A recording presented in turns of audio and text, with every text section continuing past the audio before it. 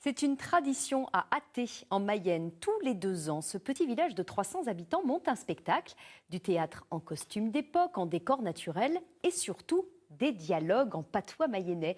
Pierre-Éric Cali et Pascal Cossé étaient là pour les dernières répétitions avant la première, samedi prochain.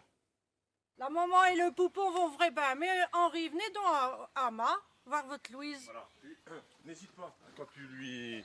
C'est Henri. Ah, Henri.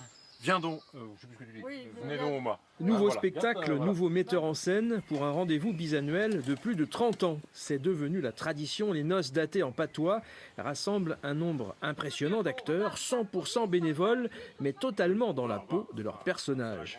C'est vrai que gérer entre 80 et 100 acteurs, il faut forcément être assez rigoureux et carré. Mais c'est des passionnés et la noce se divise en 22 tableaux, donc ça permet de travailler par 15-20 acteurs. À genoux et vise la terre. Vise la terre, je te dis. Une fresque superbe qui transporte les spectateurs dans la région à la fin du 19e siècle au sein d'une famille de paysans. Et surtout avec des dialogues en patois mayennais dont on peut encore entendre quelques restes dans les discussions au quotidien.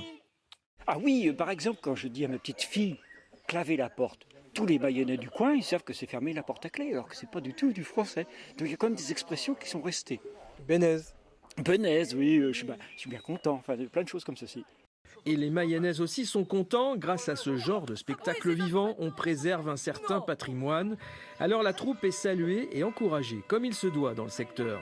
Ah oui, ils nous reconnaissent quand même et c'est eux qui nous abordent avec la noce et vraiment ils nous soutiennent pour qu'on continue. Même s'ils savent que c'est un très très gros travail, ils nous soutiennent vraiment beaucoup, quoi. Tout cela sans oublier la logistique et un incroyable magasin à costumes digne des ateliers de l'ORTF. Des centaines de vestes, pantalons, robes, chapeaux, chaussures et accessoires divers, d'époque ou recréés. 4 représentations sont prévues entre le 8 et le 16 août prochain. Et allez, prends ton jeu. Presta, chata de joueur. Et ici, les comédiens aiment jouer, alors dans ce magnifique cadre de verdure et donc en extérieur, tout le monde parie sur le beau temps.